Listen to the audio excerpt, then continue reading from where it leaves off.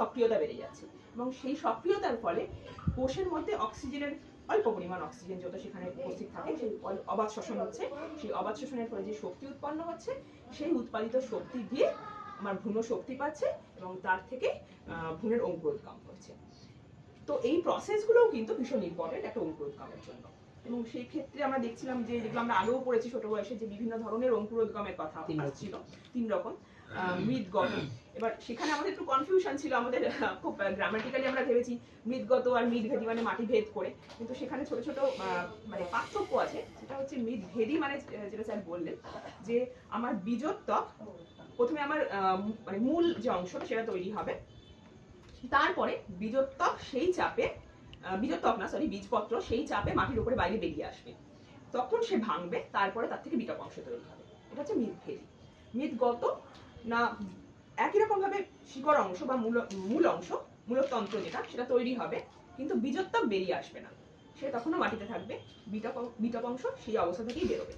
আর last যেটা জরায়ুজ অঙ্কুরোদ্গম, আমরা জানি যে মূলত ম্যানগ্রোভ জাতীয় উদ্ভিদের ক্ষেত্রে সুন্দরবনে আমরা সেটার প্রচুর উদাহরণ দেখতে পাই, যে গাছে থাকাকালীনই তার অঙ্কুরোদ্গম ঘটে, কারণ স্বাভাবিক মাটিতে অক্সিজেনের অভাব রয়েছে, জল নোনা, এই সমস্ত ঘটনাগুলোর জন্য জরায়ুজ অঙ্কুরোদ্গম দেখতে পাওয়া যায়। তো এরপরে সিড সার্টিফিকেশন পোর্শনটা স্যার বোঝালেন, যেখানে যেটা আগেও বীজের বিশুদ্ধতার সময় এই পয়েন্টগুলো এসেছিল। তো সেখানে বলতে কি দেখলেন যে যে ব্রিডার সিড মূলত রয়েছে হচ্ছে কৃষি বিজ্ঞানীদের হাতে। কৃষি বিজ্ঞানীরা বিভিন্ন পরীক্ষা নিরীক্ষা বা বিভিন্ন গবেষণার মাধ্যমে তৈরি করবেন ব্রিডার সিড, এবং তার বিশুদ্ধতা হচ্ছে 100%।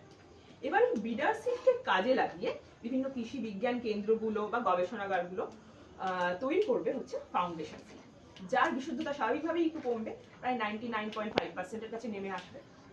এবার বড় বড় চাষিদের বেছে নেওয়া হচ্ছে, বড় বড় চাষিদেরকে দায়িত্ব দেওয়া হচ্ছে। বড় চাষি মানে যাদের জমির পরিমাণ 1 হেক্টরের বেশি, এরকম চাষিদেরকে দেওয়া হচ্ছে দায়িত্ব, এবং তাদেরকে বলা হচ্ছে যে তারা এই ফাউন্ডেশন বীজটাকে ব্যবহার করে দেখুক যে তাদের ফলন কিরকম হচ্ছে বা উৎপাদনশীলতা কেমন হচ্ছে, এবং সেটার উপরে তারা তৈরি করছে রেজিস্টার্ড সিড।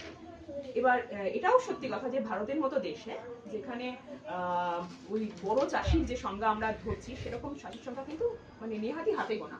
তো সেক্ষেত্রে এই প্রসেসটা কিন্তু মাঝে মাঝে অনেক করে চলে যেতে হয়, এবং এই ফাউন্ডেশন স্টেজটাকে কিন্তু দুবার ব্যবহার করার প্রয়োজন হয়ে যায়। তো যাই হোক, এরপরে যে রেজিস্টার্ড সিড বা ফাউন্ডেশন সিডের সেকেন্ড পার্ট যেটা বলতে পারি, বা দ্বিতীয়বার ফাউন্ডেশন সিড যেটা তৈরি করা হলো, সেটাকে দেওয়া হচ্ছে সাধারণ চাষিদের হাতে, এবং তারা সেটাকে সার্টিফাইড বীজ হিসেবে ব্যবহার করছে। তো এইভাবে আমরা বীজ সম্পর্কে একটা ভালো মতো একটা ধারণা লাভ করলাম। এর জন্য কোর্স কোঅর্ডিনেটর স্যারকে ধন্যবাদ। আশা করি পরের দিন আমরা আরো অনেক কিছু জানতে পারবো। Thank you.